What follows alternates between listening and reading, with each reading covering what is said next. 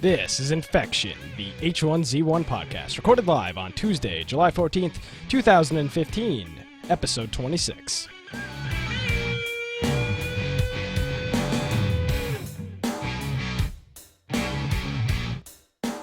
Hello, everybody, and welcome to Infection, the H1Z1 podcast. Infection is your source for the latest information on H1Z1.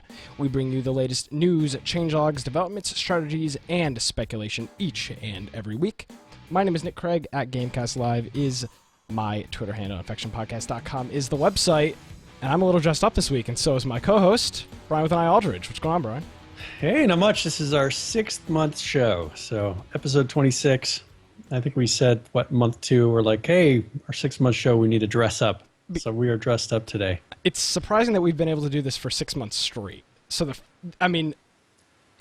honestly, 6 months straight, I don't think people understand, in podcast world? Exactly, in podcast world, what that means. Yeah. For you to do we've done it on a different day, once or twice, that's it. So for 6 months... we have been doing this show on a Tuesday. And Brian, I have a little nostalgia for you here. I turned on my old computer and went back 6 months on Skype. And I captured our initial conversation about H1Z1. So this was on Thursday, January 15th, 2015. And you asked me how H1Z1 was. This is the day it came out. It was supposed to release at 5 p.m. Eastern. And I want to say it was delayed by an hour or 2 hours or something like that. Yeah. And when it came up, it was a total mess. The servers were up, the servers were down, stuff wasn't working, you couldn't interact with objects. It was just it was just bad. So you asked me how it was. I said it was down and it didn't work. And then you ended up purchasing it. And then on that Saturday, so January 17th, I said we should do something like the H1Z1 cast. And then you just said the Infection. And that was it. And 6 months later, we're here. There we go. So yeah, that's the background of H1Z1 podcast, Infection, right here. So 6 months. We have this term, Nick and I and a group of people have. It's called pod fade. Well, I think we have to explain it. A lot of people start up podcasts and they do 3 weeks of their show, and they realize there's no fame, glory, and millions of dollars, so they just stop doing it. So pod fade is the term of people that, and I'm guilty of doing this myself, doing a show for 5 episodes, being like, yep, well, screw this. Too much work. And and we've stuck with this. So we have not pod faded. We've never even missed a week. Yeah, that's good. We're dedicated. So, and hopefully next week we don't miss it, and then... It's okay. We got through our 6 months. Yeah, we made 6 months. That's all you need. That's all we needed. We'll move on. But this is not the nostalgia podcast, Brian. This is the H1Z1 podcast. And so, yes, we'll talk about H1Z1. Yeah, now, first of all, do you want to give any contact info out? On our website. Well, first of all, you can go to our website. There's a contact form on there. Our Twitter is @InfectionCast. So you can tweet us with that. We've got our Steam group, of course. You can contact Brian or myself on Steam. We're admins on the Steam group, so we'll pop right up. So I think that's it for contact. You got anything else to add there, Brian? Well, and I found out, I was wondering why people weren't adding me on Steam anymore. Are you private? And I figured out that, no, there's a limit. You can have... Really? You can only have so many friends on Steam. You got to start deleting some friends. I started deleting some friends. So if you tried to add me before and it told you that I had hit my limit, I've been deleting people that haven't been online for however many months. What's the limit? So it's based on your level. So I think you get 50 more friends per level. So I think...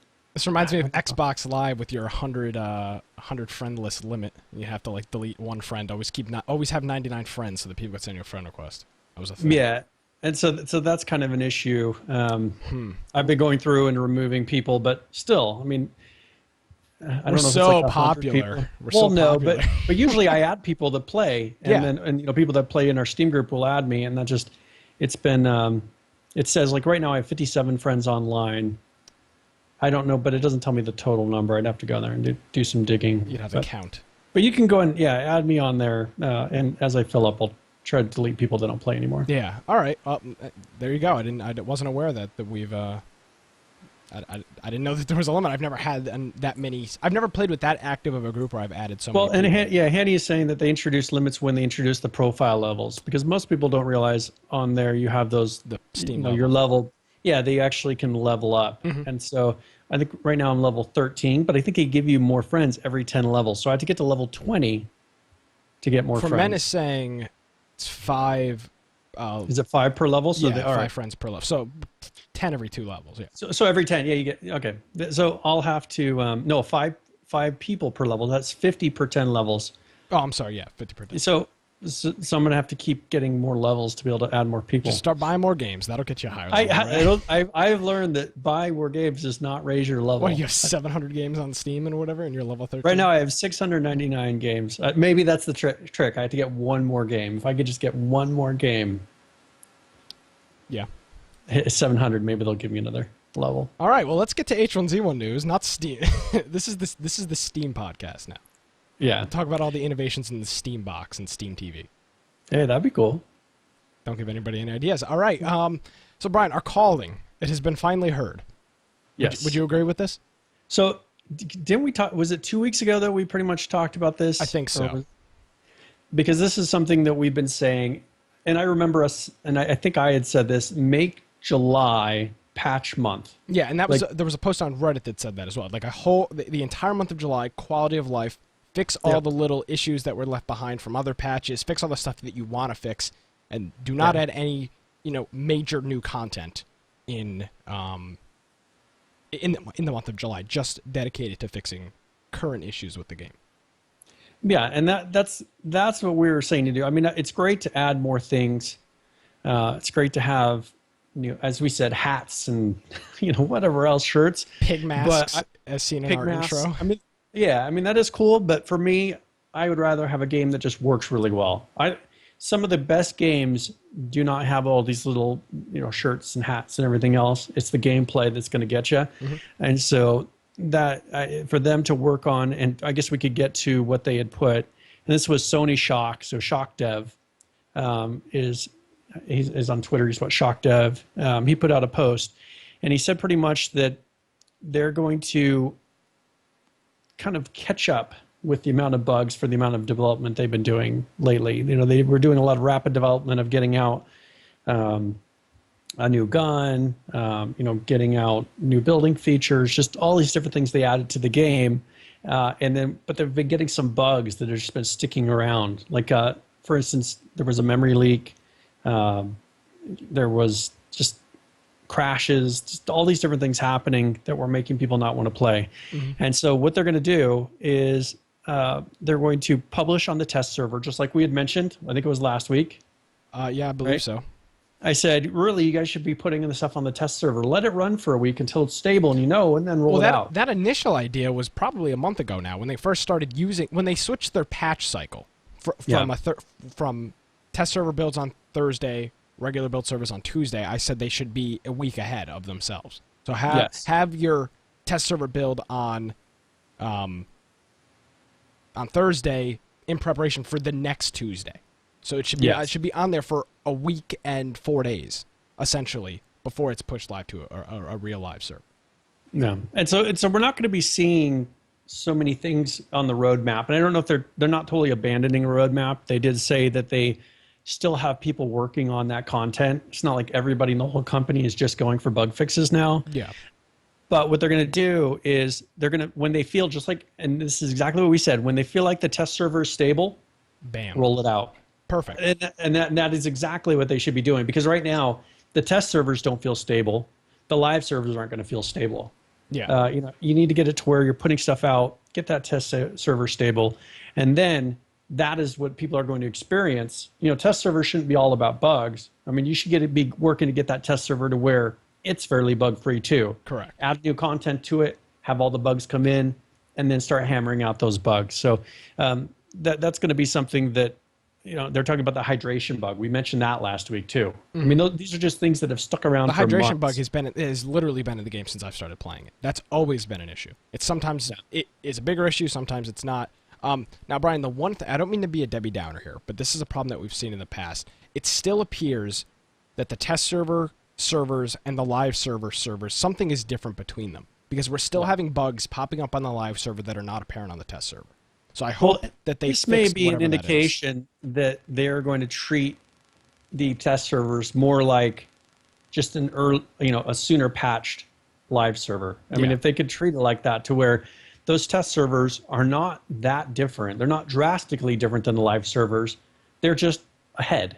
Yeah, because it seems like right now there's something different. I'm not sure what it is.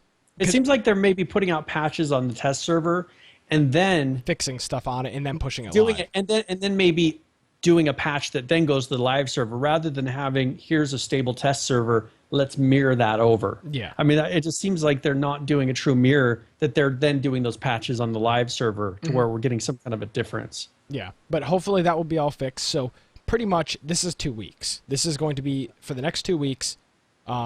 Besides the patch that happened today, I think that's starting like after today. So the next 2 weeks will be dedicated to patches, or dedicated to fixing bugs. So I wonder if we will see a patch on the 28th or not. That'll be our next 2 Tuesdays, or if it will have to wait till August 4th. But pretty much they're just going to be cleaning up stuff they left behind, and this is what ShockDev says in the thing here. Is he just said it's time to tidy up, and that's exactly what they're going to be doing. Yeah. And that's, like Kenny is saying, they build for test, and then if that's okay, then they rebuild for live. But see, the problem with that is because because Thursday and Tuesday are so close, and with Saturday and Sunday mixed in there isn't always enough time for them to build for test it enough, and then push it live, or they miss their schedule. Which I'm fine with, by the way. I don't care if they miss their schedule, as long as it's a working there would be patch. a difference. And here's what I'm wondering if they were hesitant to do in the beginning. If you do it to where, let's say you get your test server to a stable point, and then you mirror that, it seems like they're wanting to stagger content. And I think that possibly is what's held them back. They're not wanting to release everything on the test server at the same time. And I don't exactly... I understand how sometimes that would be okay. When there's bug fixes and things like that, maybe you're trying to do a major thing on the test server, new vehicles or something, like a whole new area. That would be something that maybe you wouldn't want that to roll out onto a live server within that week. But that gets tricky, because then you're trying to do these constant separate builds for both servers. And that's where the problem is, I think. And so you're doing patches and fixes twice when you're trying to hold off content. So, maybe on your own private test servers, put out that content that you don't want people, that's not going to be rolled out. Yeah, I think only that's put stuff on the test server that's going to be in the next week or two build. Yeah, and Brian, I think you just nailed the issue right there. They're almost doing double the work, right? Yeah. I mean, that's what it seems like. So, and Henny's saying human error exists. That's not the point. The point is that they're not using the test servers to their full extent at this point. They're kind of half-assing it with the test servers. What I think he's getting at is if they go and are doing it, some of this manual, like patching this one and then manually patching the other, there's a chance that they will make a mistake and not do it exactly the same. It seems like we've seen that, to where, they'll put in content open and we forgot to make it so that you could craft ammo, or little things like that get missed. But if you had for a week, the actual build, someone would catch that on the test server. Hey, we can't craft AR or AK ammo. Someone's going to see it. Yeah, exactly. But when they're doing these separate builds, okay, sure, the test server maybe they had ammo, but on the live one they didn't. There's something that means that they're not the same. Well, the question this week, Brian, is going to be how are they now for the next 2 weeks? How are they going to push people to play out? Like, what is? I'm surprised they didn't announce a motivation for people to get on that test server. And this is something we did mention. They definitely need to come up with some sort of, hey, if you play, and I think it would be skins.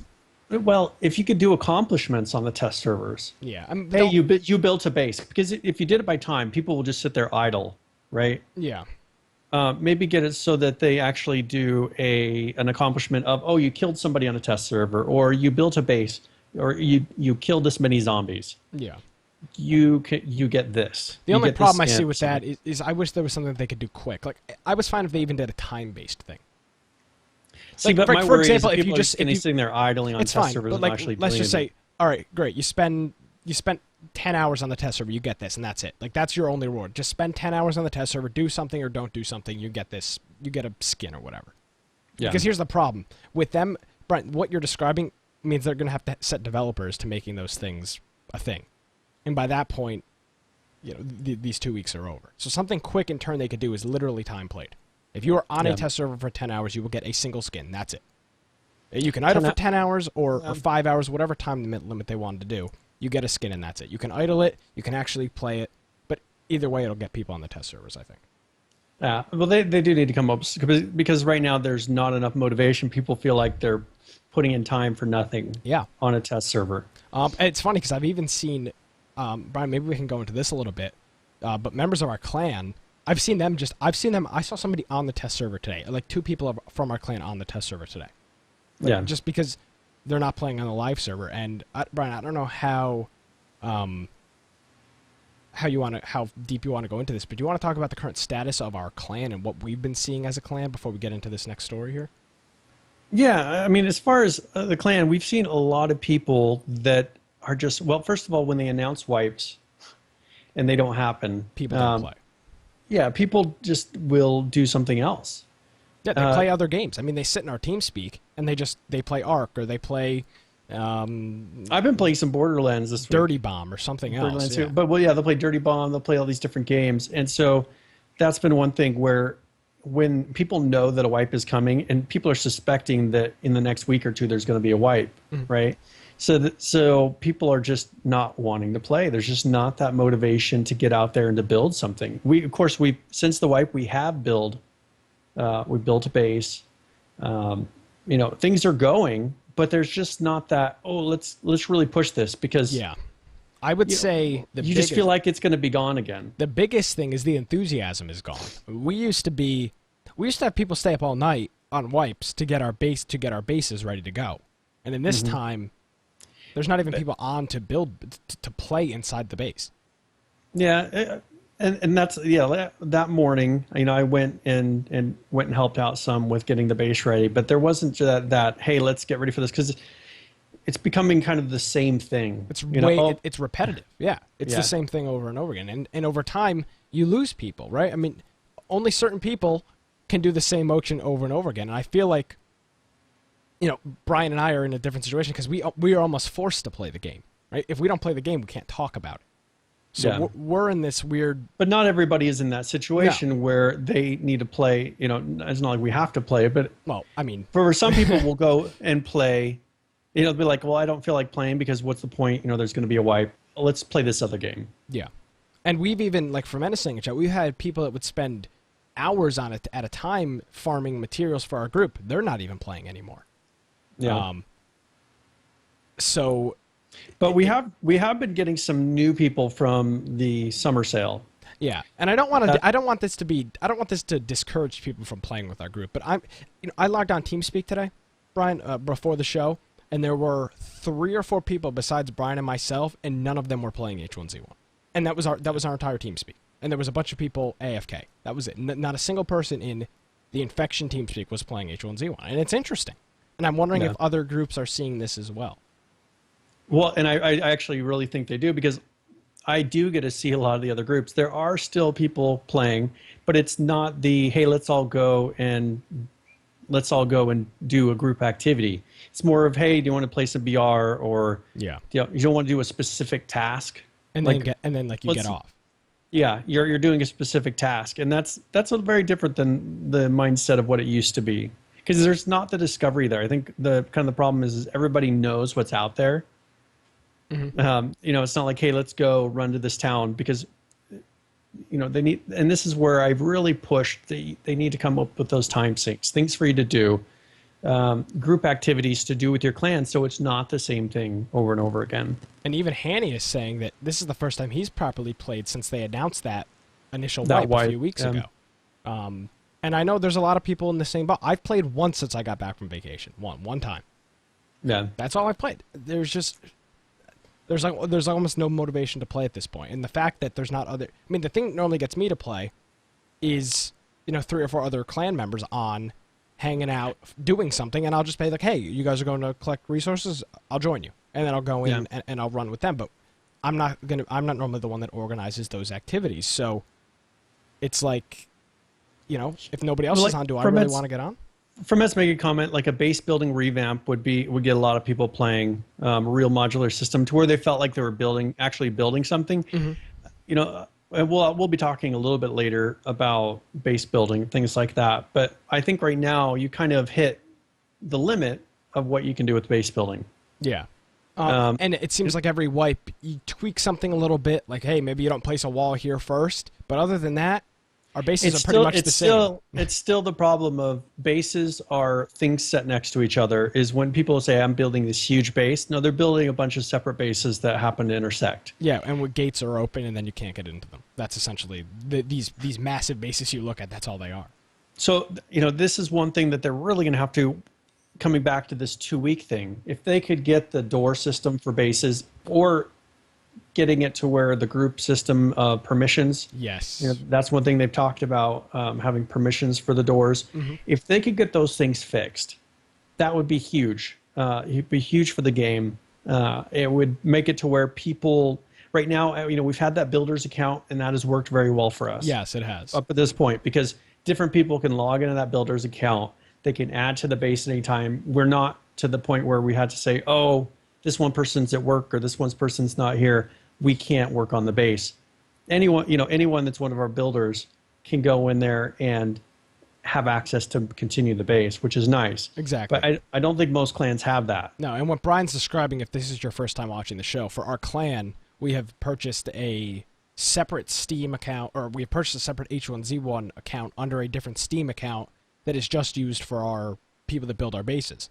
And everybody that builds our bases, you know, what's it, like 5 or 6 people now, have access to that account, and they can log in at any time with, and then just drop the materials for that, you know, that base building bot, and then build it on that account. And then when we have problems, like gates are left open, or we need to remove a structure or something like that, we can, because it's all built under one similar account, or the same account. So we have no issues of, well, this door's left open, looks like we got to just abandon this base. And then one of our bases are just gone because of that. And that's one thing where I've really, you know, you go and look at, and I've tried not to compare things to Arc, but if you look at what they did with the base building system, perfect. It's amazing what they've been able to do with that. And that is a perfect example of a way that you can make a gigantic base. You can make rooms. It's not like Daybreak is having to make every room. The people that are making H1Z1 don't have to go through, if they were doing a truly modular system, and say, all right, here's this size room, here's this size room. You just build the walls, you build the floor, you put the doors in. And this is one thing where if they're so worried about people being able to clip in and taking away that any of the security that's there, you know, we've said it over and over again, then disable the rating system for now. You know, if it takes them disabling the rating system and then totally revamping the building system, I think that would draw so many people back, because for me, I enjoy the game not for just PvP. I enjoy the community. I enjoy making things. And so it's hard for a person like me when all that's left is then going around and killing people. Yeah, and I mean, Brian, I don't do as much of the building as you do, but for me, it's the community aspect. It's playing with other people in my clan or other people that I know. And when they're not playing, there's no incentive for me to play. And that's kind of the situation that I'm in right now. Nobody else is playing, so I sit back and maybe I'll just, like you said, Brian, maybe I'll just load up BR. Screw playing survival, I'll just play BR. Because there's just no incentive to go on and spend time and grind in one of the public servers when there's nobody else on. Well, and I think once they get that, like Handy's saying, they're definitely going to see skins for the structures. Yeah. You know, maybe you can get it to where you have skins for different building materials. I mean, that's the thing, is if they took it to a modular system, you could have a different skin for a wall type, you know, brick and stone, wood. Like Minecraft almost, where it's the same block, right? Same block, but it looks different. But it looks different. You can come up with those unique looks and come up with something that you truly call your own. Yeah, that would be cool. And you know, I think that would be really nice for people just to feel like they're being creative. I'm going to show, you know, there was a YouTube video or YouTuber that's been putting out how to build a whole bunch of different types of bases, yeah, and so that's something we'll be talking about later. Yeah, and I'm gonna put a link to him later in the show. But you can do, there's quite a few things you can do. But imagine if he wasn't limited by the socket system that they're doing right now. he's putting a lot of time building this. Imagine if it was truly unlimited, that you could just, make your foundation, you can make the floor of it, and then make it as high as you want. Being that you are limited to as far as you can reach, there are going to be some limitations of what people build. But I think people could come up with some pretty cool things if it were truly modular. Just like I've seen some awesome bases in Ark, personally. Yeah, and I haven't played much Ark, but when I have, I've seen these, these massive, unique, like cool designs for these bases inside of Ark. Yeah, and that's the thing is from day one, I saw we had, the people that we were playing with on Ark, they were just day one had a way better base than we could ever build in H1Z1, and that was kind of frustrating to me. Well, the biggest problem is, and the reason we keep harping on the base building is because that's all you have in the game, right? Yeah. I mean, other than killing people, it's designing a base. Those are the only two things you can do. There's it's not like Ark where you can discover stuff in terms of like, having to process things. You gather resources, you kill people, and you build a base. Those are like the 2 or 3 main things.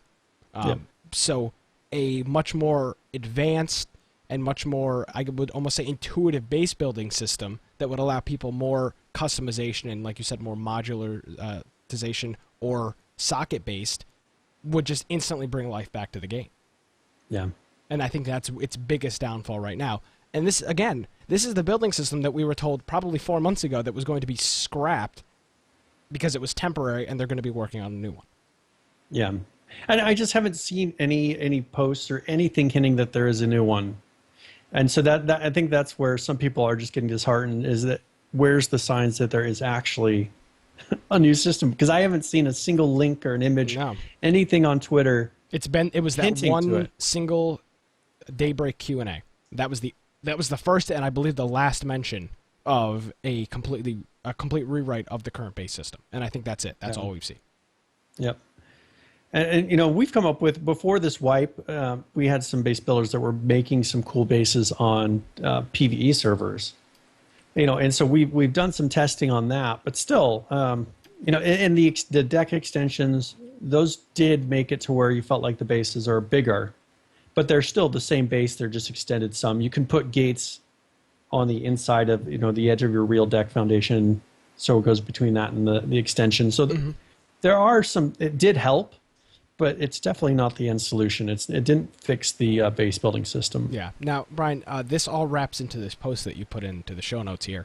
And the caption of it was, "Survival is beginning to feel hopeless." And I think that this guy, this user that put this post out here, is just pretty much outlining the issues that everybody is feeling, but he puts it all in one post. The fact that, he's dying to just invisible issues, invisible things are killing him, have it be people, or just objects in the world killing him.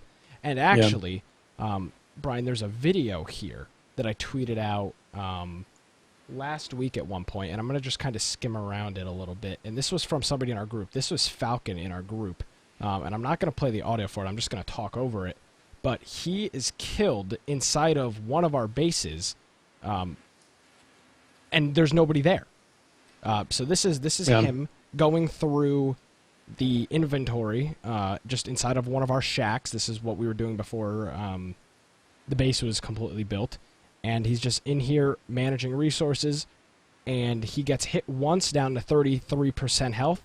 And then, I don't know, 10 seconds later or so, he's hit again. You can hear the gunshots in the distance, but he's inside of a structure, and then he's just dead inside of a base. And then the person next to him also dies not long after before he can log out. He actually got down to 30% and was able to log out. He actually logged out. Okay. Mm-hmm. But this shows that, it's supposed to be, there you go. It's supposed to be that when you get shot inside one of those rooms, they aren't supposed to be able to hit you, correct? Yeah. Well, that was the big thing, is that someone interacting with something inside of a closed room. Well, see, the difference with that, Brian, is if I think that system works if they're inside the room. If they are inside the room. He's inside of a room, though. But this invisible person, I don't think is. I think they're exactly. I think they're shooting from the outside. bullet is going, but the bullet is going through. Yeah.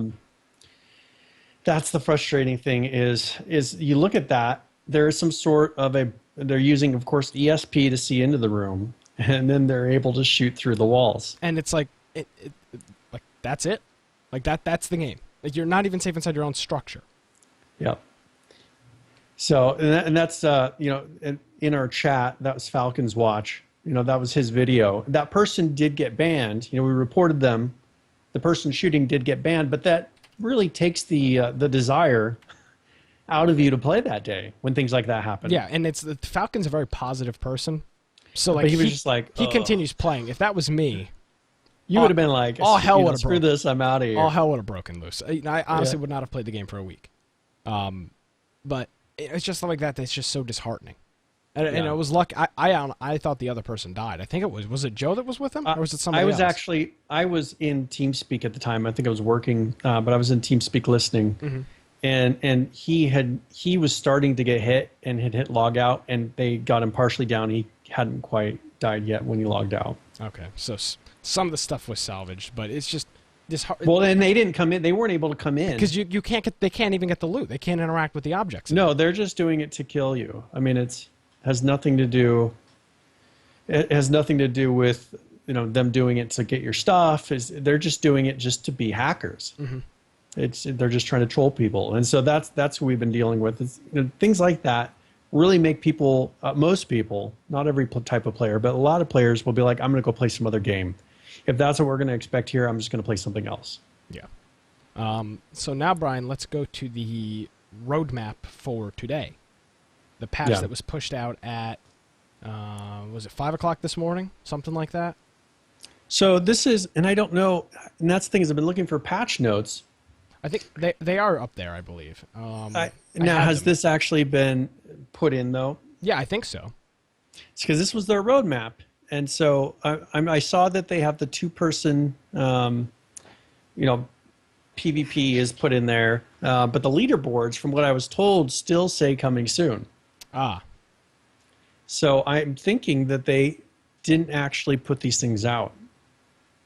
Because I didn't see any actual notice. This is it says July 14th update, but this is on the roadmap. Yeah. I don't know. I mean, I saw no notice of what the patch included. I didn't see any kind of a post for it today. I saw a tweet or something yesterday about the servers coming down, I think today for a patch. No, they did do a patch, but they didn't put out not even official, but they normally put out something on Reddit. It's like, hey, this is what we actually did. I did not see that. And I don't know if you saw it anywhere. I looked around, and he's confirming that. They said there's no patch notes. Because I was looking everywhere, and they're kind of like saying in these notes, hey, we're not going to be following the roadmap. The thing that but then they didn't say what they actually did. The only thing I saw was John's comments on Reddit. Like that's the only thing that confirmed anything to me was he was talking about bugs being fixed and stuff like that. They put out some bug fixes, but they're not doing the roadmap stuff. So, and Henny's saying that they did do the new grenade animations. They did do that, yes. But you can't cook grenades yet. So that is I mean that's pretty much it for the patch today, and I don't know what to expect if they're not going to be putting any patch notes out over the next 2 weeks. Well, I hope that they mention what they're fixing so that people can try. I wish they would at least put it in the bug fix list, but they didn't do that today. Like I didn't see any notice of here's some bugs we fixed today, and I still think it's important, even if they're not going to be putting out main features, put out those bug fix notices so people know, hey, here's what we're accomplishing. Here's things that are fixed, because there's a lot of people, and Smedley put out a notice, and we can cover that really quick, saying that memory leak. They figured out the cause of that memory leak that they've been dealing with for a long time. But he said it's going to be out in the next patch. Well, Is that the one in a week? I'm not sure. It says H1, and this is the direct quote from John Smedley, H1Z1 players will be happy to know we nailed the memory leak that has been plaguing us for a while. Next patch. And so I'm not exactly 100% sure what that means as far as if they're going to be, not doing 100% of the Tuesday only thing. Now, Brian, I do have some breaking news. Okay. It's just a Reddit post posted by Cycles McHurts, and he's mentioning the fact that they are they're doing this 2-week thing that we talked about at the beginning of the show, And they said that there's going to be a test server patch. I believe it's going to be tonight. And with this push to the test server today, they're fixing some minor changes to the UI flow for stability, and this is the memory leak issue. We'll get into that a little bit later. So that's in the test server build that's going to be out later. And then there are also some balance adjustments to the AI and other server-side things. So this is test server version 071154623, and that's just posted to Reddit. Well, and then maybe what we can expect is the patch notes for the test server are going to be the server patches. They should be hypothetically, if they're going to use a test server to its full ability, the test server patch change log should be exactly the same as the live server build. There should be no difference. That thing that they post, 2 or 3 days in advance saying, "Hey, this is our last final test server build," should be no different than what we see on the live server. Yeah. Well, and that's kind of what I was thinking. It would be where, and then that's the perfect way to do it. Here's what we put in the test server. Here's our live. If that's what we can expect, but I don't know what they put in the test server. Maybe this is them kind of getting to that system. Let's get our test server build. This is going to be the patch notes of what will be live next, and this is, hopefully this is it. But they need to still put out those notes because it's really important for people to know what's coming. People to know. It's good for people to know, and it's good for people to test. Great. They can say they're fixing stuff, but if they're fixing an issue and we don't know that, we can't try to reproducing that issue. We're finding the whole point of the test server is to break the game, right? That's the whole point. So if they're not telling us what they're doing, then it's hard for us to break the game and in turn find, solutions to the problems that they're having inside the game. Yeah. So we'll have to see what they end up doing with that. But there was on here they had that DDoS. You put a post on our website. I wasn't sure if you wanted to cover some things that they've been dealing with, and I don't know how much this plays into them kind of changing how they're approaching things.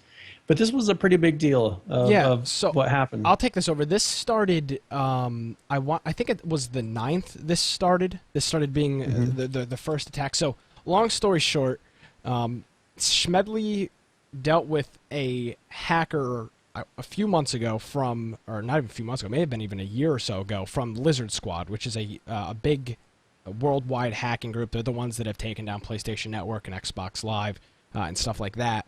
And one of the members of Lizard Squad was arrested in Finland and charged on 50,000 counts of more than 50,000 counts of hacking or whatever he was charged for. And Schmedley went loose on Twitter saying how this is justice and how he's going to try to personally take this person to civil court. And this really pissed off the Lizard Squad people, which is this big hacking group. And on the 9th. The Lizard Squad tweeted that they just tweeted H1Z1 and then #offline, #Lizard Squad, and that was on July 9th. And soon after that, Schmedley confirmed on Twitter that yes, in fact, H1Z1 was down for the DDoS stuff. It was down for a good portion of the 9th, and then they tweeted again on July 10th that they took it down again, and then it was down again. So there was just a huge DDoS attack on the whole Daybreak Games server. PlanetSide 2 was down, H1Z1 was down, and Brian, you're kind of the more technical guy here. Brief description for DDoS.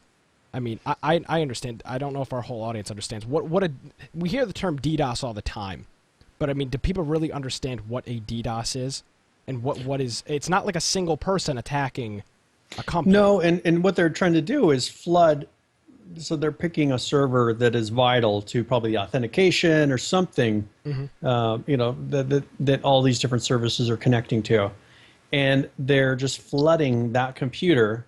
And not to get too technical, but usually they're flooding them with packets that don't expect a response. So it's like a one-way flood.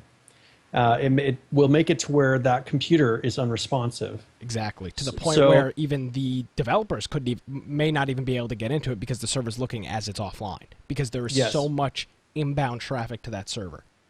And so the problem is people will, when they go to even work on it, unless they have some sort of a different way to connect in that's not going through that network connection, it pretty much as if it will act like the computer's totally down. So pretty much the only way to work on that, what that server would be to physically be in front of it and connect to it with the keyboard and mouse to the physical computer, depending on how bad the DDoS is. They could be completely knocked out. Groups like this Lizard Squad, they will have what they call bots. They're just tons of computers that are ready at remote control to be able to start bombarding that server. They'll turn around, they'll bombard that server. It will be offline for that period of time. And sometimes they'll do it in an attempt to get some sort of vulnerability, steal information out of it. But sometimes all they need to do is just make it unavailable. It pretty much makes the game not work. They can make it to where it's down for the whole day. As you said, with some of them, they're down for even longer. And this is a huge problem for a game like this, to where they are required to have these servers for us to be able to authenticate, to get in the server.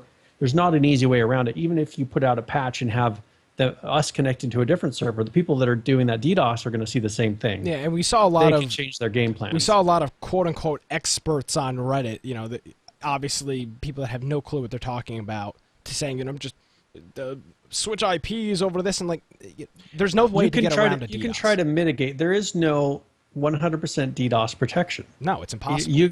That's why they say mitigate a DDoS. I mean, you can try to make it a lesser effect. You can dilute it, essentially, to the fact where it might not be, your stuff may be a little, which is what we started seeing on the 10th. The games were slower, the authentication took longer, the game was a little laggy. That was them mitigating the DDoS. The whole game wasn't completely down. But people had they issues just have to make in. it to where it's not having enough of an effect for those people to feel like it's worth continuing the DDoS. Yeah. And and if they've done that, they can sit there and block port IPs. That will work partially. But it's if a they botnet, have something, thousands of hundreds of thousands of computers. They're going to have to block a ton of IP ranges from being able to get in at firewall level. And that is possible, but still, that's a bad way to try to react. That's not the solution. It's not fixing the fact that they're getting DDoSed. It's just mitigating it. So this lasted 3 or 4 days, or no, not even 3 or 4 days. Probably it lasted the 9th and the 10th, so it was 2 days, essentially. And it's back up now. But and then a lot of people are attacking Schmedley personally, and the only thing I would say to him is, keep your personal stuff and your business stuff separate. I mean, that's what it comes down to. I know his Twitter account is J_Schmedley, and that's his personal account, but he uses that account and represents Daybreak. And you've got to be really, really careful. And I've made this mistake before, too. Using not a personal Twitter account to say some stuff that offends an audience and really pisses people off. When, if it comes from your personal account, you can say, well, screw you, it's my personal opinion. But in his case, he's a verified, Twitter account as the CEO of Daybreak. But part of the problem is that that's what some people really like about him. Yeah. Is the fact that he's so open, he says what's on his mind. That's part of the enthusiasm that... It's the same. I would do the exact same. I'm not saying, oh, I'm better than you. I would do the exact same thing. You and him are probably very alike. I would do the exact same thing, but, just unfortunately, it didn't work. It didn't work out for Daybreak in this situation. It didn't work. And that's where a lot of times you'll have CEOs. I mean, you have your really outlandish CEOs. I mean, we've seen them with Microsoft and Apple. Some of these big companies have very outspoken CEOs, people that are really not afraid to make a lot of noise.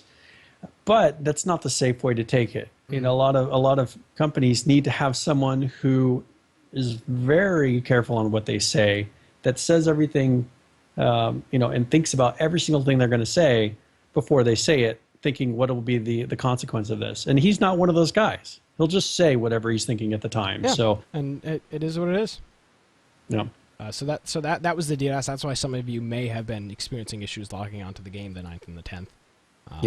But that's all fine now. The just from the initial report, it didn't look like it was going to be a long, 6 or 7 day DDoS. It was pretty quick. A lot of times they're just saying, "Hey, look what we can do." It was for effect. It was a, "Hey, keep your mouth shut, or we're going to do this again," kind of thing. Yep. And in their and I think in Lizard Squad they made their point, right? Yeah. They took down almost all of. I think they took down all of Daybreak servers, and made all their games unplayable.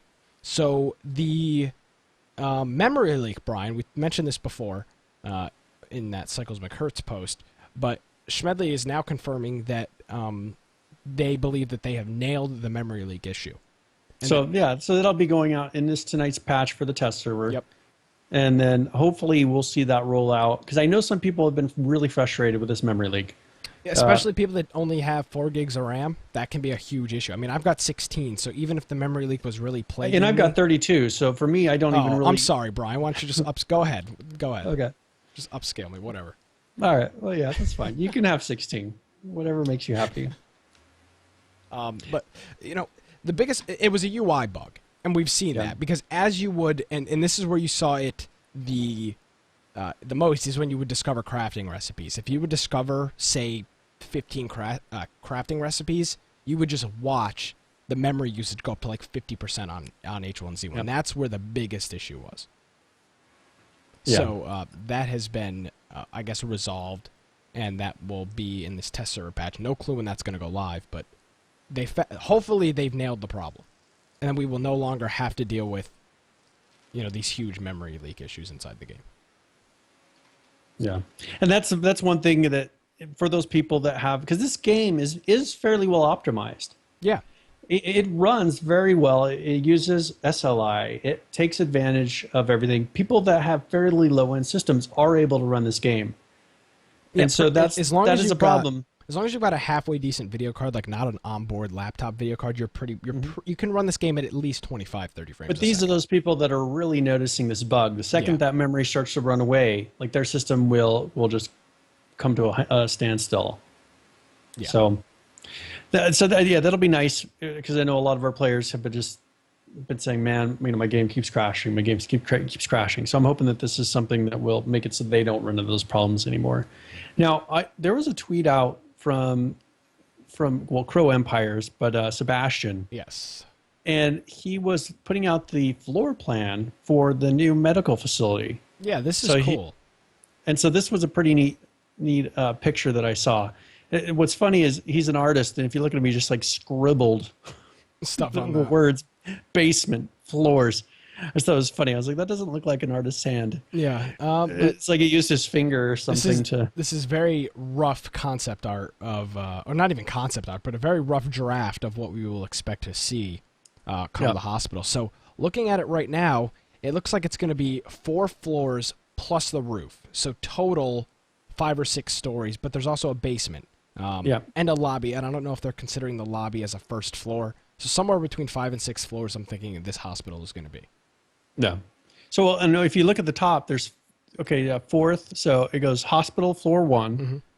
And then it just says floors, which I don't know what that is. I think that's a 3. I think it's just cut off. Okay. Oh, floor 3. Okay. So there's floor 1, floor 2, floor 3, 4th floor, basement, and roof. Yeah. And then there's also a lobby. And then the lobby, which is a separate thing. And it looks like the lobby is connected by some sort of overhangs or something. Yeah. So I'm not sure how many floors that may be. Yeah, but that'll be nice. I mean, if they can create this as a point of interest that really draws people to it, maybe. And this, I keep saying, as I said, time seek. But if they could come up with something that this leads to, or maybe if you make the generator work at the dam, which powers the hospital, which does something. I mean, that for me it's going to be important for this game to create those weekly tasks. I mean, that's one thing that really made WoW work, right? Yeah, well, I think, Brian, right now, the question is going to be, where on the map is this going to be? Yeah. They have it, if you look at that thing, isn't that the dam that's to the side of it? But I think that's only for, I was trying to figure out what that thing to the upper right is. That looks like the dam to me.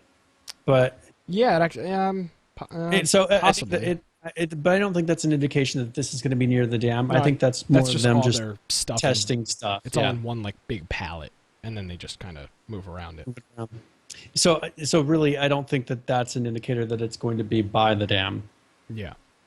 So they didn't give any real hints of where it's going to be based on this. No, I would still say it's pretty wide open. I honestly would have no clue where it's going to be. We looked at it last week somewhere, or actually it was 2 weeks ago now, but I can pull up the map here again. Somewhere in that middle section of the map, north of Avram Highway and in between Hunter Drive, that huge area where Dragon Lake is, looking at the map right here, I mean, I'm going to assume it's somewhere in this. I think realistically they should put it somewhere in this area. Right. Yeah. That makes sense to me. Like Handy's guess is C3, which isn't that about where you're pointing? Yeah, I believe so. Well, yeah, and that's a nice open area. Yeah, maybe even north. I mean, if you look northeast of where Zims is, that's a big open area that has nothing. Yeah, but then again, that middle part of the map is still so desolate. Like, at least to the south, you've got stuff down there. But once you get past Avram and Pleasant Valley, that's it. And then, Zims, but that's one hotspot. And then again, Rancho Taquito, nobody goes there. Yeah. And so this will be really nice. This will be like you're saying, that lobby is 3 floors. It's got a lot of open area. Yeah. It's got that shooting gallery. That lobby is pretty much a shooting gallery. I mean, when you look out over that open space, they said they're having the escalators. Yeah. Well, what good is that going to be without power? So that kind of hints to me that maybe there will be a reason to power that. Maybe you'll be able to get in the elevator to a floor that you normally wouldn't get to if that's powered. I mean, to me, that'd be kind of a cool idea. Yeah, I mean, I think for escalators would be more of just aesthetics. Like, right, you would see escalators in a hospital. I don't necessarily. I think I have a differing opinion on you in terms of if they're going to work or not. But I can see where you're going with that. That makes sense. I mean, they made a big deal of them being there. I just don't know if they're the equivalent of stairs, which I think they're going to be. Why did they make a big deal of it? Because they'd be like, hey, look, there's escalators. Because there's it's the exact same thing as stairs. There is no escalators in the game right now. I think that's why. But if they don't move, they're stairs. Escalators are not escalators. They look different. Don't move. They look different, Brian. Oh, yeah, I guess. Oh, they do. But imagine if they made it to where in the hospital there was something that was part of a quest. Maybe part of finding the cure, so like if you get infected and getting someone with a cure, you had to use the elevator to get to that top floor or something like that. That would be a good gameplay element of, hey, we need to get that power station going at the dam. We need to, which would then have one quest that goes off to getting the radio tower working if you wanted to do that. Another quest that goes off to powering the hospital, which leads to something else. I mean, if they could come up with things that as a server, we get the dam running first. And then it allows us to do other things in the game that resets every single week. That would be enough to get people logging in. Yeah, and we talked about that when the dam was first announced. I think we talked about that, Brian. Yeah, they really need something that gives people a reason to log in every single week. Yeah, which currently, like you said, they don't have. There's no incentive to go in there on WoW is Tuesdays. They did their resets. They did all the maintenance and everything on Tuesday.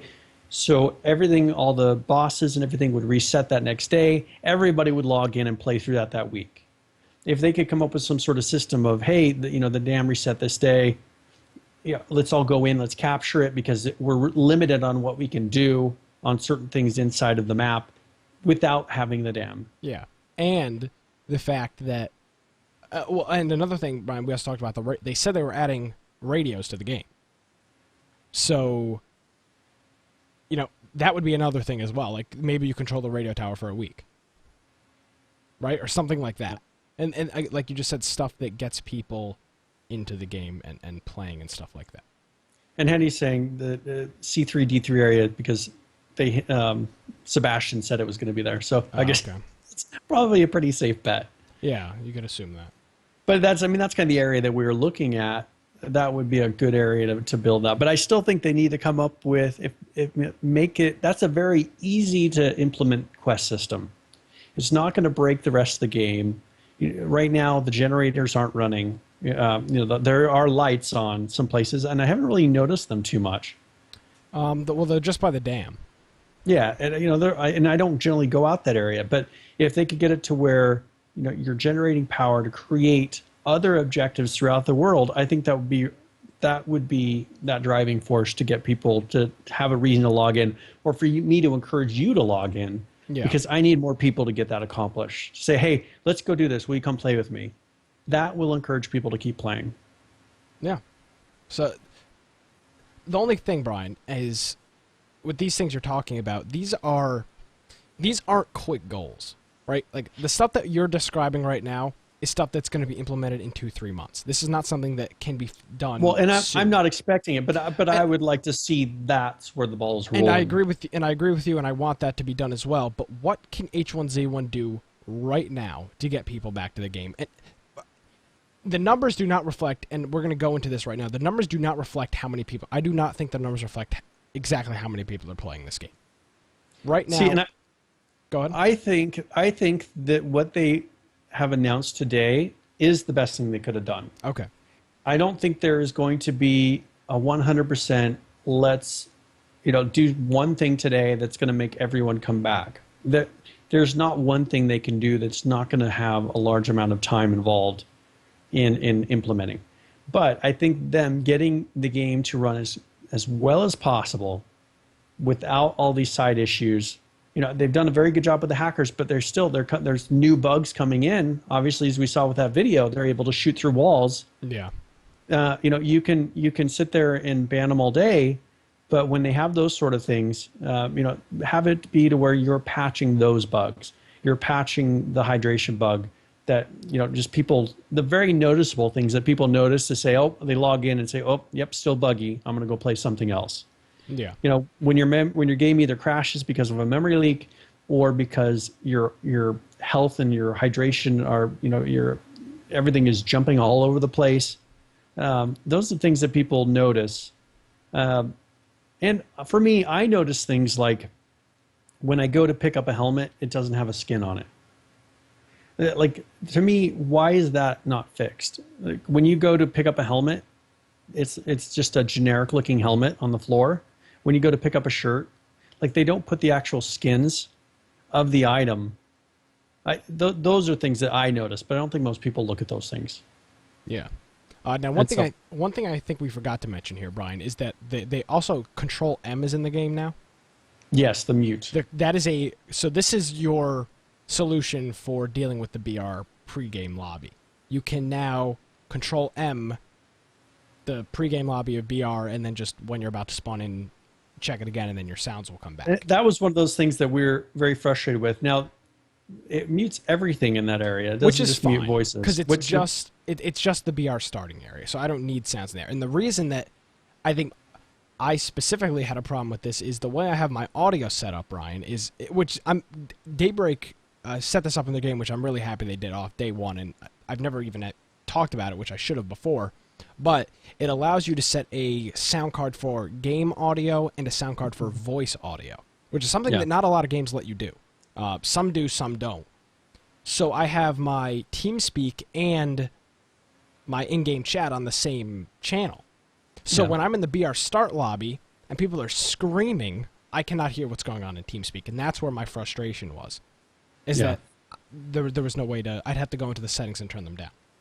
That was the only solution. So now I can just quickly Control M, and then when the game's ready to start, I can just click it again. It seems like they've been putting out some of those patches that are very streamer friendly, hiding the location, hiding certain things. That's mostly, it feels like, for streamers. And we saw with that Reddit post of people being frustrated, they feel like the survival aspect is being left behind. Yeah. And I think that's a lot of people's frustration, is they feel like a lot of these changes are being made because of streamers and because of Battle Royale. I mean, the reason this game was extremely popular when it was the third game on Twitch. Yeah. But that's when the game, I would say, has currently hit its max peak. And I'm going to log on to Twitch right now, and I'm going to see where it sits in terms of games being played. But I guarantee you it's not very high. But that game was peaking when Summit had 100,000 people watching him play H1Z1. There are currently only 5,000 people watching H1Z1. Yeah. I mean, there were hundreds of thousands of people. But they can't expect to hold top position. I mean, League of Legends is its own thing. I mean, some of these things, Counter-Strike, League of Legends, you can't expect to be in the same numbers as them all the time. Of course. But there are things they can do to continue bringing that up. There's always going to be new games coming out. They're going to have constant changing competition. But if they can make it where they can maintain some of those numbers, but that shouldn't be the only thing they're counting on. But there's got to be something to do. When you go on Twitch and you click on the H1Z1 directory, and on the first page the last viewer or the last streamer has 20 viewers, I mean, that's not good. Like, look at the Blinding of Isaac Rebirth.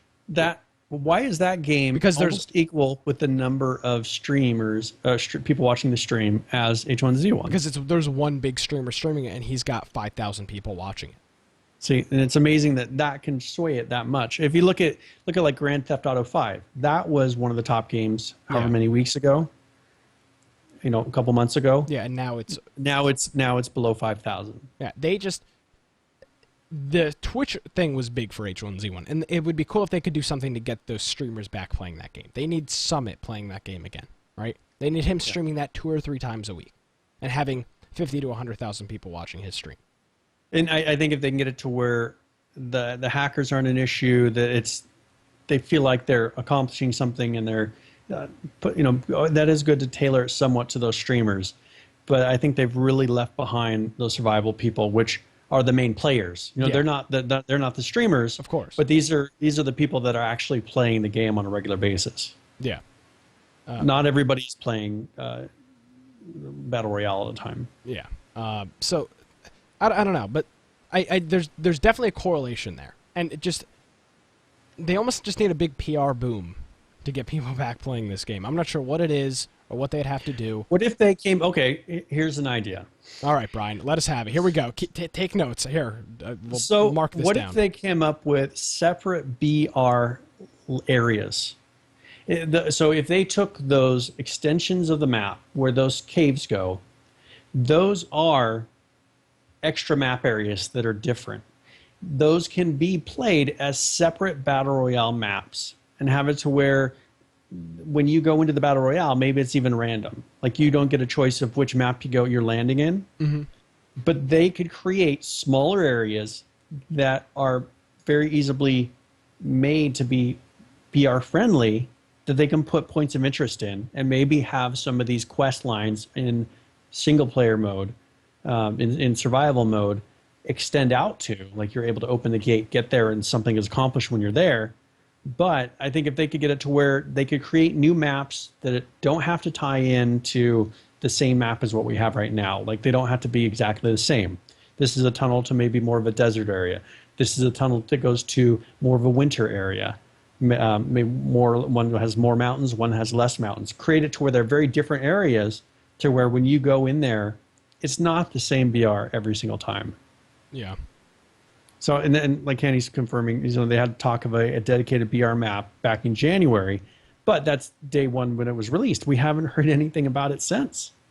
Yeah, there's been a lot of stuff that we've heard, and that we heard back in January and February.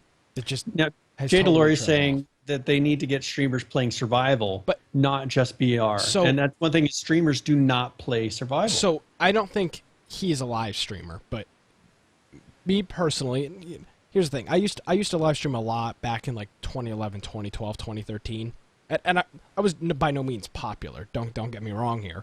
But streaming a game, and these guys like Summit, you see what happens when they play survival. Mm-hmm. Everybody just chases them around and trying to find them. I mean, it's impossible for those guys to play survival. And that's just the sad reality of it. Even DayZ. I used to stream DayZ, and it was almost impossible to stream that game, because you would always give something away. Somebody in TeamSpeak would say what server you were on. You would open something up, and they would see your coordinates. It was just a colossal pain. So these BRs, their thing, because they're quick games. If somebody watches their stream and kills them, great, whatever. They just join another BR lobby and they're in. They can't do that in survival. And unfortunately, these kind of games do not work well with streamers, with large streamers, because the audience is insane. And they just go and, just kill them. And that's their entire goal. But when PvP is so easy and kill on sight is so easy, that's what really kills it. If they made it to where maybe killing someone wasn't as easy, wasn't like, okay, bang, bang, okay, that person's dead. Maybe they'd be able to get in there to where if they got a group of people around to protect them, I don't know. There's not an easy solution. And I'm sure people don't want to go watch them play PvE. No, I don't think that people would like that at all. I can assure you I would not like that. Yeah, and that's where, and Infected Joe's saying that's where they get their own servers in game. That is the solution, is they get these whitelisted servers to the streamers. But they don't even play them. How do they maintain? Yeah, if they're not going to dedicate to it and get the population there, that's where if they can get other whitelist servers that then they happen to join and they're a part of, that could be a solution. Yeah. Don't rely on like Hanny. They have Survivor's Rest, things like that, to where if these streamers got accounts on those things, people can't just jump in and play. They need to get it to where those streamers have those servers to go play on, and then they'll go play some survival, because all these people just wanting to jump in and harass them won't have quick instant access to those servers. Yeah.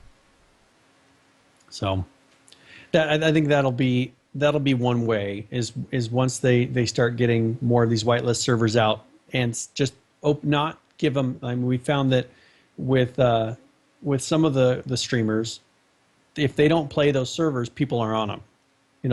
People don't play when those people aren't playing. Exactly. And so you just need to get those active populations playing that they can happen to jump into and be a part of when they're ready to play. Mm-hmm. So, yeah, it's interesting. So let's go into the current players. So we look at our group, almost no one playing, and not at the same time. We've got people playing throughout the day, but it's not a large. It's not like it's not like it used to be, where you would log on TeamSpeak and there would be 5 to 10 people in game in each group. Yeah, in each group and in game. Right now, there are currently 12,490 people playing the game, and which is higher than it was. I was blown away with that number, because when our group was 10 or 15 people deep, there were 9,000 people playing. So this number has gone up 3,000 or 4,000 now, depending on the day, and their 15-hour or their 24-hour peak is over 15,000. So are these people just playing BR? Because it's definitely not our group. I wish they had, and that's where if on here they had those separate statistics of what they're actually playing. Well, this is, of course, Steam. The only way for them to do that would be having 2 launchers, one for BR, one for the game. Because this is just Steam you can look at statistics of who's logging into servers. But this is purely Steam info of people that are launching the game, playing the game. Yeah, this is the amount of instances open and people playing right now. So that number is surprisingly high. And looking at the chart here... Well, and I've seen people talk about I saw a Reddit post of people saying, hey, I'm on a low pop server and it's dead. I can go hours without seeing a single person. That doesn't reflect what we're seeing here. Yeah, so looking at this chart right here, and sorry for our audio listeners, but the peaks on each day are over 15,000. And on Sunday, it hit almost 17,000 peak players. That we did not see that for a very long time. A very long time we went without seeing that peak number over like 12 or 13,000. Yeah. So where are these people? Because that's what I'm wondering. And if you look at the numbers of the owners of the game, the Steam Summer Sale was a rise, but it wasn't a dramatic rise. I mean, I'm looking at June 15th through today. That's still been a fairly steady upward tick of the amount of sales. Yeah. Well, I think the reason right now is the game has got really bad press. I have friends that own this game that don't play it because they played it 3 months ago and it was broken. Yeah. And they have yet to find a reason to go back and play. It's not because the game is still broken to that extent. It's just they were turned off from it then, and now they have no reason to go back and try playing it again.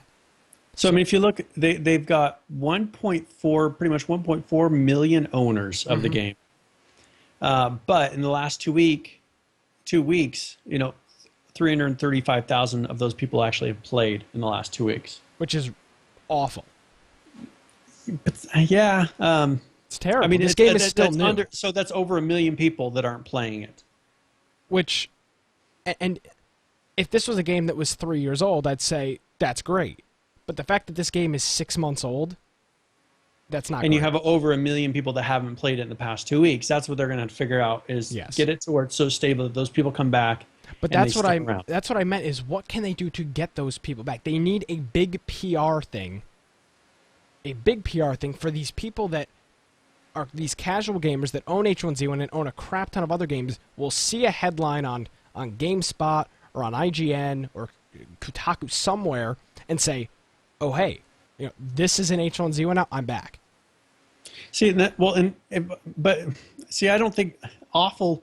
When you look at 335,000, I was kind of I'm surprised by that number. That in the past 2 weeks, 335 different accounts have logged into the game. Now, people are saying that that's comparable to the numbers of DayZ. Yes, DayZ is how many years old? Well, which DayZ? I think he's talking about the standalone. Yeah, and I've never played the standalone. That game is older. The fact that this game is 6 months old, in the prime of its development cycle, and that's how low the numbers are, that's just surprising to me. That's a lot. There's members of our clan that haven't logged in that long. They're in our TeamSpeak. They have not played in that long. Yeah.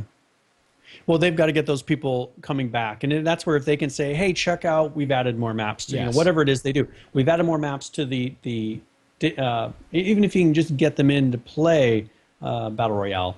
But, hey, we've added more maps to Battle Royale. We've done a lot of these different things. That will get those people at least interested enough to come in and check it out. Now, one big thing that I could see easily being a big headline, and now have it be feasible, and that would be airplanes. Right? That would be the thing where it would be like, dude, there's airplanes in H1Z1 now. Let's get in a Skype call and all play. And then a group of 5 or 6 friends all get on H1Z1 that haven't played in months and start flying around in airplanes and just screwing around. That could just throw off the balance so much, though.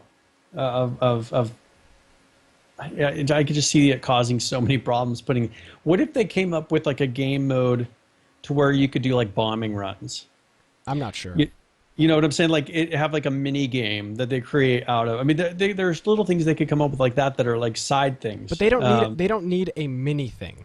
They need something that will grab the attention of people that had played the game in the past. Helicopters, airplanes, something where people are going to go, we need to get back on this as, my friend circle of 3 or 4 people and play this game together so that we can take over a helicopter and fly around the game.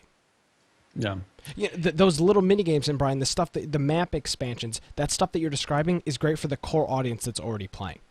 But what can they do to bring new people? I mean, not even bring airplanes would be cool, but when you're having trouble getting a bicycle in the game, I'm not saying right now, but that would be something. I mean, eventually, once someone mentioned here a little bit back, the new Blood Core mentioned the new Forge Light engine. Mm-hmm.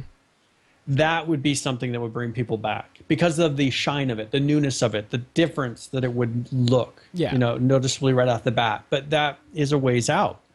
But that would be something that maybe that's what they're counting on. Once that's finally released, the Forge Light engine comes out, the Forge Light 2, they put that out and boom, look at how it looks now. And they've done all this work before, getting these different game modes done, getting these points of interest. To where then that's kind of like their re-release. Yeah. Now, I mean that would be a big thing. I think that would make a big difference, and that would maybe is what will bring all those people back. I hope they're getting the sales right now, but that is what's going to get them playing again. I feel like saying Forge Light 2 is here is good for the hardcore people.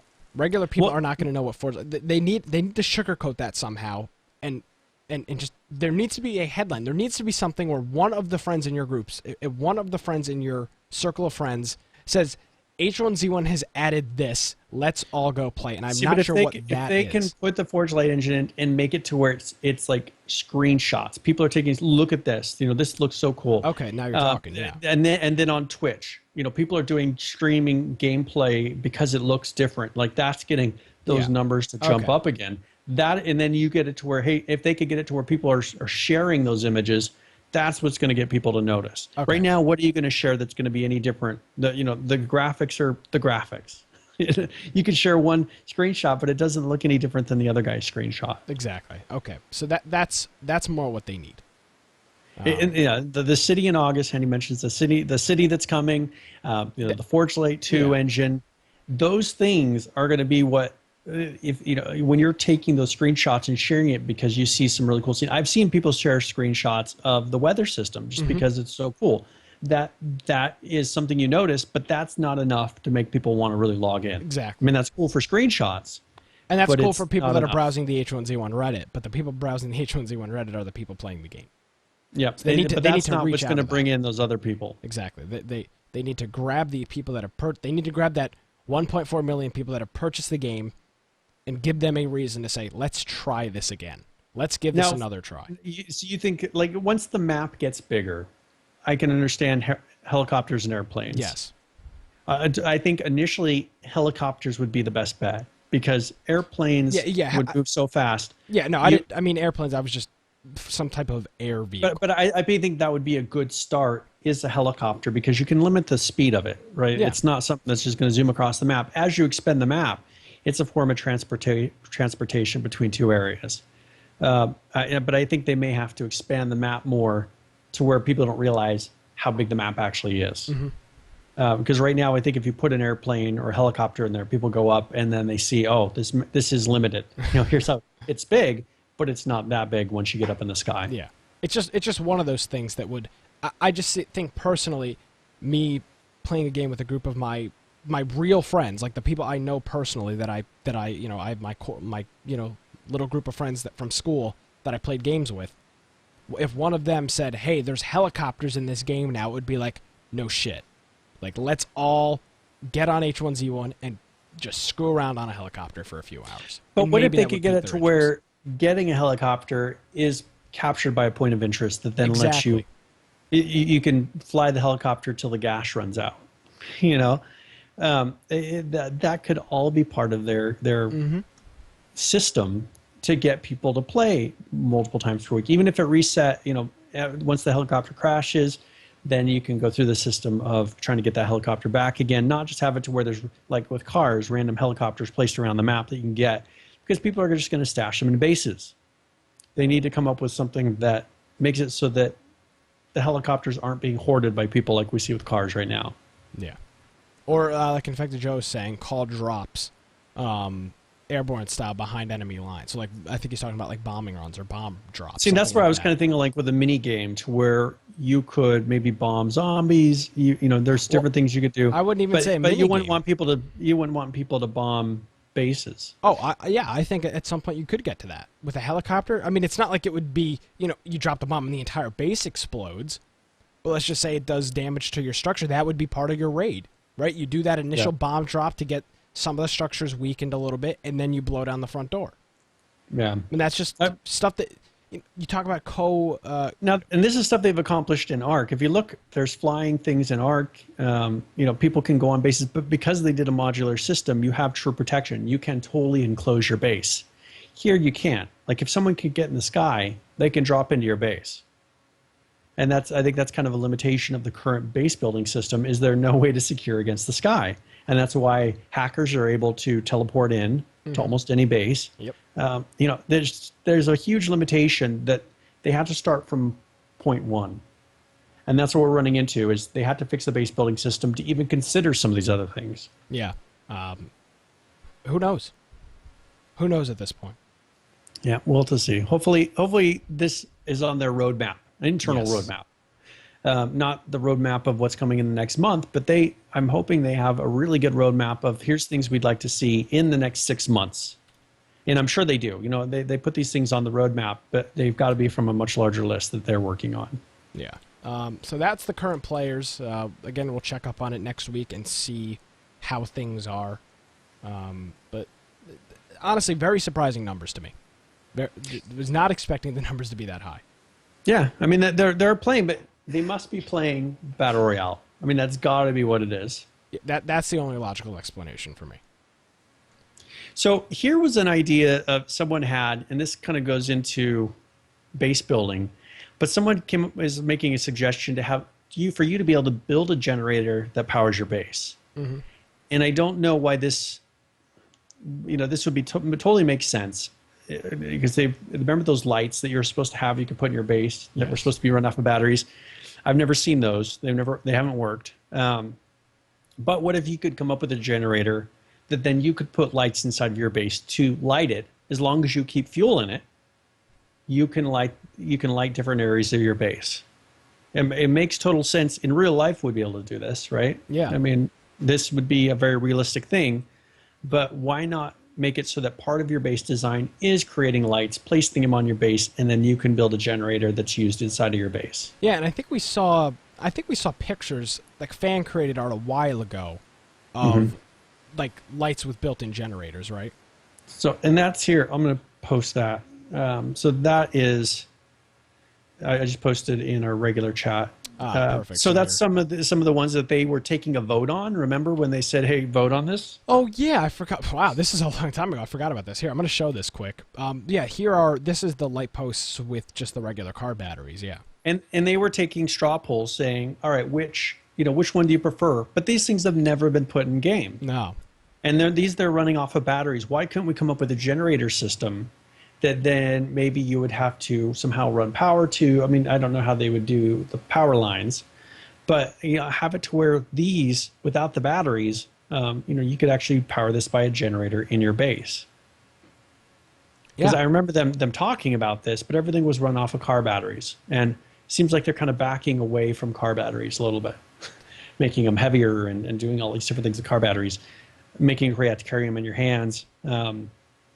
You could have one powered by a car battery for a limited time, but make it. I think a base generator. A generator would that be you much fill more with fun. a generator that you fill with biofuel, like a regular generator that you have to fill with gasoline or sometimes propane, something like that. That would be a legitimate thing. Yeah, something to power your base, or have like an automatic door for cars or something like that. Stuff that would not work if you didn't have a base. Yeah, and I think that this would be one of those things that would keep people moving around, getting fuel, just so that they can power this generator. It keeps people active and doing something. Yeah, and that's all really what it comes down to, right, Brian? Keeping people active inside the game. They have to keep people active and moving and doing things. They have to give you a reason to leave your base. They have and right now, other than going hunting people or getting materials to build your base in the first place, once you build your base, what is there really to go out and do? Get raiding materials. They need to get the emphasis off of raiding and destroying other people's things. Create other objectives, because if your only objective is either to kill other people or destroy other people's things, you're just driving those people away to where they don't want to play anymore. Yeah. Now, Brian, is your phone next to your mixer? It was. I moved it. Can you? Okay. Yeah, because I was hearing some buzzing. Yeah. So yeah, I mean, there are so many different things that could be done, and we're just gonna have to wait, and we're gonna have to see what is implemented. But there's definitely things that can start, things that they can start doing today to get the ball rolling. That 2 or 3 months down the line, that stuff will be completely implemented into the game, and we'll have a much richer game experience once that stuff is there and implemented into the game. Yeah. So we'll have to see. So that's most of the things we're going to cover. I have my tips of the week. Yes. What is that? Would you like to explain? All right. So tips of the week are when I give you suggestions, things that you can do in game that for the beginner ones. Oh, jeez. Oh my. Whoa. Yeah, I know. Oh, you're playing a YouTube video on me. No, that was the crate video that they released. Oh, okay. So I'll get back to what I was saying. I'm sorry about that. The beginner tip is something that maybe the new player, these people that have gone onto this new Steam sale, it's something that they don't know about. Things that we take for granted. Of course, the advanced tip is something maybe that your seasoned veteran doesn't even know about. Like you. Hey, we are seasoned. And so we try to come up with different things that maybe will enhance your gameplay, maybe give you a way to make a better base, maybe to do better in BRs. Anything can work into that advanced tip. If you have an advanced or beginner tip, you're more than welcome to email it to us, and that's contact@infectionpodcast.com. We're always open for suggestions. So this is our tips of the week.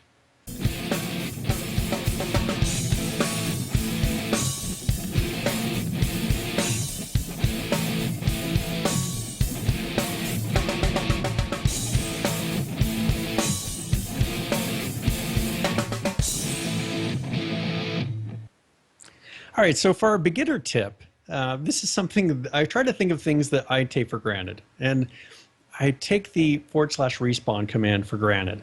And I know that in the beginning, there was a lot of people that had no idea that it existed. So if you are wanting to kill yourself in-game, you can type /respawn.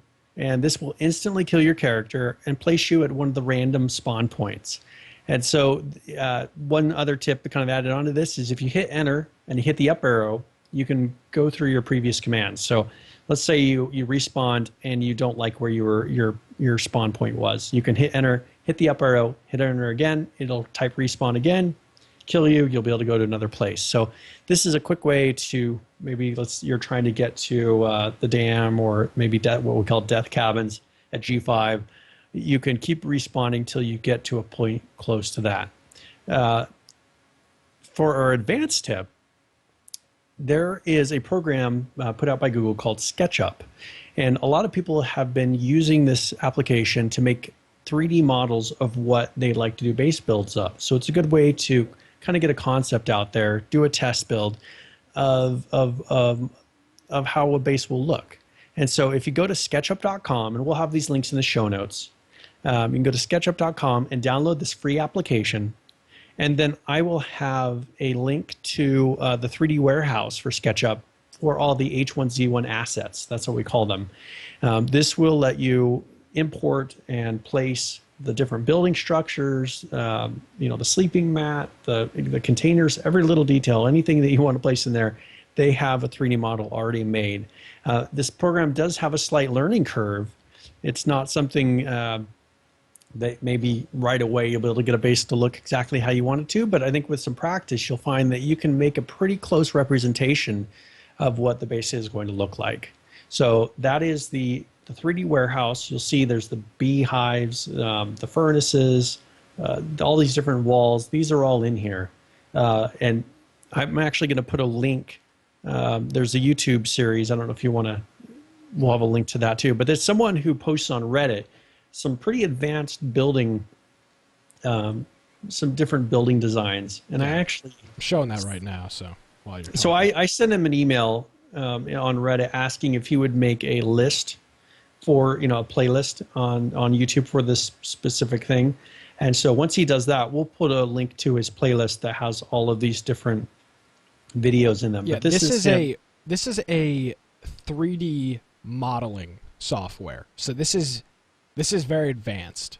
This is like CAD style software stuff. It will take practice to work with it and get to. I mean, this guy knows what he's doing. It looks drag and drop.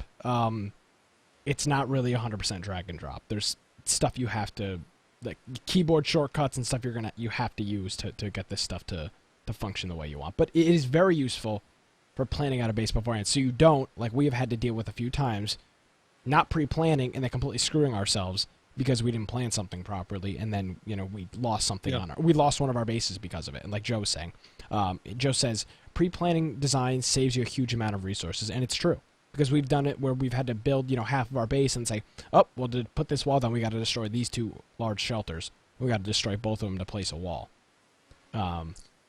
So this is something we'll definitely go out and look. The one nice thing about this guy's YouTube videos is he ranks them by how hard they are to build. But it will give you a good idea. You can see him building it, maybe give you some technique of how to place the items. But yeah, that's a good way. That's something we've been doing for a while now to do test sketches of our bases. So that is our beginner and advanced tips of the week. Thank you very much, Brian. I didn't think the respawn command, that is very, very beginner.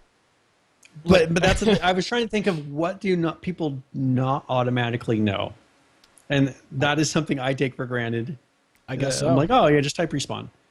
I remember people asking me to kill them in game, running up to me near spawn area, saying, "Can you please kill me?" Because they didn't realize there was a respawn that you could do a respawn. So not everybody knows this command.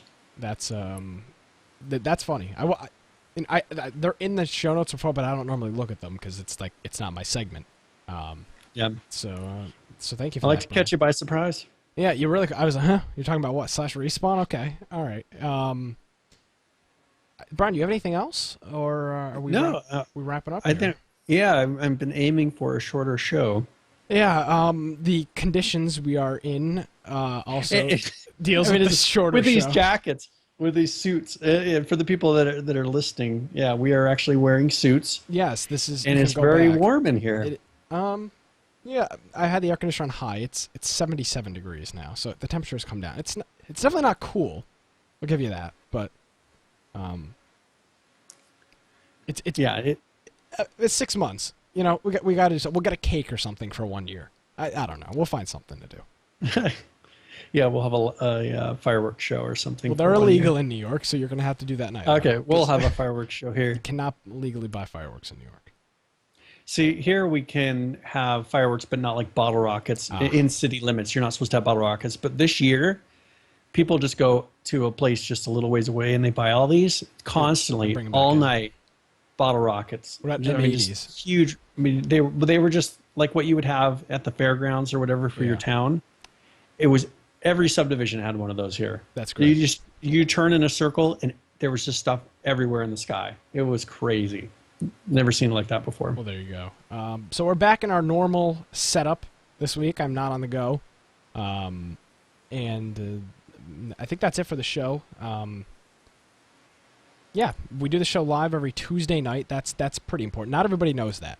We have a huge... Yeah, we get a lot of live or people that listen to the podcast itself, and they don't realize that we actually have a set time every week that we do this. Yes, so it's Tuesday nights at 7 p.m. Eastern we start the show, and it runs for anywhere between 7 and 8:30, 9 o'clock, depending on the night. And then we do an after show and a pre-show. So if you're not watching live and you're listening to this after the fact and you're around on that time, there's a pre and post show. So you can hear our banter before and after the show as well. And we do that live, of course, every Tuesday. Twitch.tv/infectionpodcast. And there's a chat as well. As you see, we always mention the chat room during the show. And there's also a video version on YouTube. Sometimes we have shows where we show a lot of pictures, and it's useful to sometimes go back and look at that stuff on YouTube. So you can also do that as well. Yeah, and always just go, if you're listening to it from a podcast app, just go to infectionpodcast.com. We'll have the post for that show and all these show notes listed there. So now, one thing I haven't given this show yet is my contact information. If you want to find me on the internet, and go to infectionpodcast.com. That's one way to contact us. But also you can go to google.com/plus Brian Aldridge. And of course, that's with an I. And that will take you to my Google Plus profile. Or if you'd like to go to Bite of Tech, and that's with an I as well, biteoftech.com. That will take you to my blog, and that has a lot of different ways to contact me as well. Alrighty, thank you for that, Brian, and we will see you next week. Like I said at the beginning of the show, we've got our Twitter. It's twitter.com/infectioncast or @infectioncast on Twitter. All of our social stuff is on the website. It's infectionpodcast.com. I can show this right here. We've got these social icons in the upper right-hand corner. You can click on anything there. You can subscribe to our YouTube channel, our Google Plus page. You can friend us on Reddit. That's a thing. Or email or Twitch. You can follow us there. You can do all that stuff, and that's all available on the website. It's infectionpodcast.com. And I encourage everyone to join our Steam group. That is one thing. If you're looking for people to play with, come join our Steam group. On there, feel free to message one of us if you want to play in game. If you want to do some BRs or something, send us a message from the Steam group, and we can play together. And our TeamSpeak, we have it set up. There's permissions why you may join it, and it may look like there's nobody in there. Just wait a few minutes, and somebody will move you to a channel where everybody's playing. It's a security measure that we have implemented on our TeamSpeak there. So, Brian, I think that's gonna about do it for us. My name is Nick Craig. @GamecastLive is my Twitter. InfectionPodcast.com is the website. Guys, thanks for watching the show live, and we'll see you next week for Infection. Have a good night, everybody. Have a good night.